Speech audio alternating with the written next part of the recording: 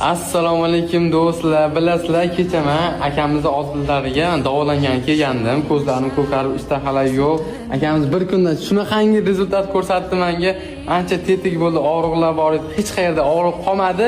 Eng qizig'i mana ko'ryapsizlar, oilamni ham chaqirdim Toshkentda. Hozir bilasizlar, akamda ozgina mazalari yo'q edi.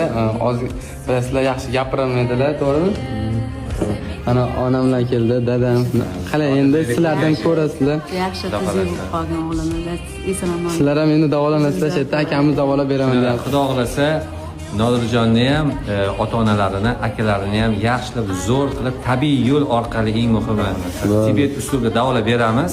Natijasini bularni o'zi aytishadi. Xudo xolasa. Mana do'stlar, bir kundan sezdim men. Ya'ni ishtahalar ochildi, nervlarga anaqa tomirlarim ishtaha ochadigan tomirlarga tegdi deb o'yladim aslida. Shunaqa natija juda ham zo'r bo'ldi. Og'riq, shamollashlar